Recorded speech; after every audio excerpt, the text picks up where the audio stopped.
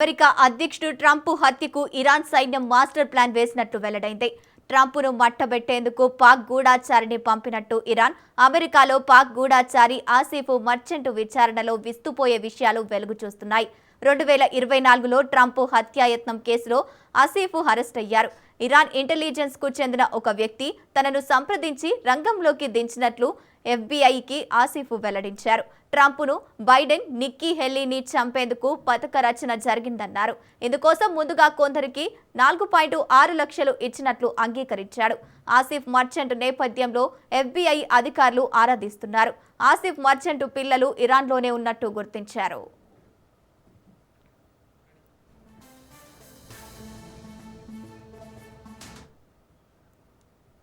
Right, ఇక ఇదే అంశానికి సంబంధించి పూర్తి డీటెయిల్స్ మా ప్రతినిధి ప్రవీణ్ లైవ్ ద్వారా అందిస్తారు.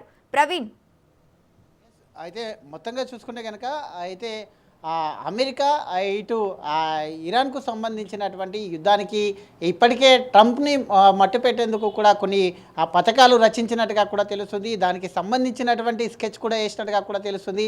అయితే దాంట్లో మెయిన్గా పాల్గొన్న వాళ్ళు, ఈ యొక్క పరిస్థితులను దారి తీసినటువంటి పరిస్థితుల్లో పాల్గొన్న వాళ్ళని కూడా విచారిస్తున్నట్టుగా కూడా తెలుస్తుంది. వాటిలో భాగంగానే నమ్మలేని విస్తుపోయే నిజాలు కూడా తెలుస్తాయి. అయితే ఈ మధ్యకాలంలోనే ట్రంప్ కూడా కొన్ని వ్యాఖ్యలు చేశారు. గతంలో అనేక సార్లు ఇక ఇరాన్ అయితే హత్యాయత్నం చేయడానికి ప్రయత్నించింది, మా పైన దాడులు చేయడానికి కూడా ప్రయత్నించింది అంటూ కూడా చెప్పడం జరిగింది. అదేవిధంగా చూసుకునే కనుక ఈ యొక్క ఇరాన్తో పాటు ఈ యొక్క అమెరికాకు ఉన్నటువంటి ఆ యొక్క యుద్ధ పరిమాణాలు ఇప్పటివి కావు. గతంలో కూడా అనేక సార్లు దాడులు జరిగినటువంటి సంఘటనలు కూడా మనం చూసాం. అనేక సంఘటనలు కూడా ఉన్నాయి. దాంట్లో భాగంగానే చూసుకుంటే కనుక 1979-81 మధ్యలో అమెరికా రాయబార కార్యాలయం ఏదైతే ఉంటుందో ఆ కార్యాలయంలో అయితే బందీలుగా కొంతమంది అమెరికాకు చెందినటువంటి టెహరాన్లో ఉండేటటువంటి అమెరికా రాయబార సంస్థకు చెందినటువంటి అధికారులు ఎవరైతే ఉంటారో ఆ అధికారులని మొత్తంగా సుమారుగా 52 మందిని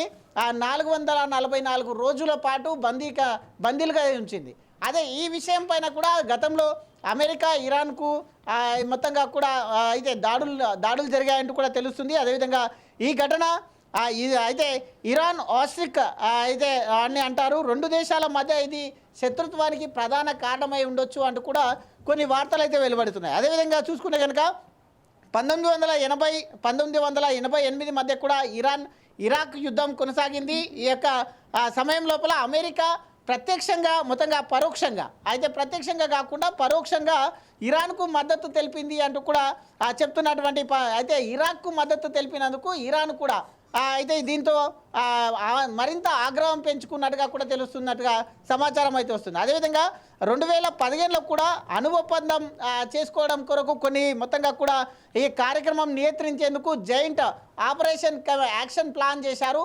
అందులో భాగంగానే ఈ ఒప్పందంలో America, Britain, France, Russia, China, Germany దేశాలు కూడా పాల్గొన్నట్టుగా కూడా తెలుస్తుంది. అంటే అణు ఒప్పందం అంటే అణుబాంబు తయారు చేయాలి, ఒక యురేనియం సంక్రమించాలి అంటే ఈ దేశాల పర్మిషన్ కూడా ఉండాలి. మొత్తంగా కూడా ఒక ప్లాన్ ఆఫ్ యాక్షన్ కమిటీ ఉంటుంది కాబట్టి ఆ కమిటీ పర్మిషన్ మేరకే ఇవన్నీ కూడా చేయాలి అంటూ కూడా ఒక ఒప్పందం ఏర్పాటు చేసుకున్నారు. అయితే 2015లో ఈ సందర్భంలోనే చూసుకుంటే కనుక 2018 వచ్చే వరకు ట్రంప్ అనుబంధ ఒప్పందం నుంచి ట్రంప్ బయటికి రావడం జరిగింది.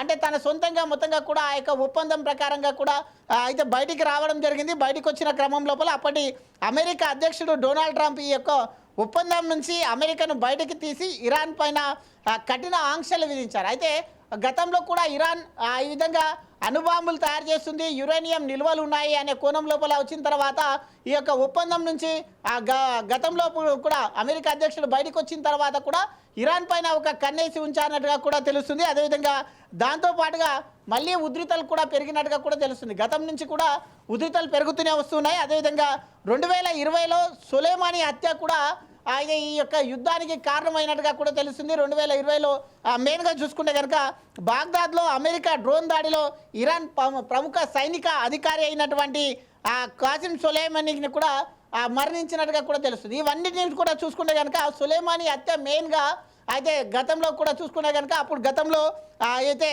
ప్రముఖ సైన్యాధికారిగా ఉన్నాడు, ఆయనను కూడా ఈ విధంగా డ్రోన్ దాడి చేసి హత్య చేయడం జరిగింది. ఈ విషయాలు మొత్తంగా కూడా చూసుకుంటే కనుక అమెరికా నుంచి గతంలో కూడా ఈ యొక్క ఇరాన్తో అయితే యుద్ధ వాతావరణమే ఉంటుంది అంటూ కూడా చూస్తుంది.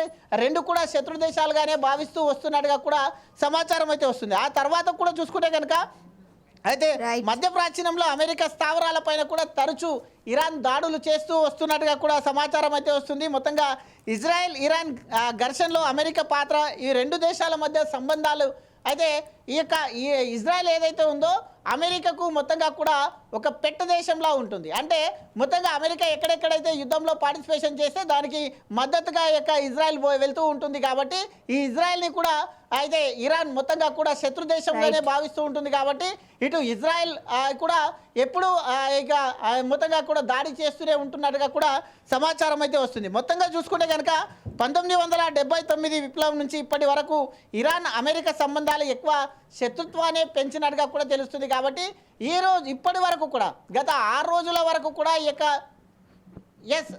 అయితే ఈ మొత్తంగా చూసుకుంటే కనుక యుద్ధ వాతావరణం మొత్తంగా గతంలో నుండి కూడా వస్తున్నటువంటి సిచ్యువేషన్స్ చూసి ఇద్దరి మధ్య, రెండు దేశాల మధ్య శత్రుత్వాన్ని ఉంది అని కూడా తెలుస్తుంది.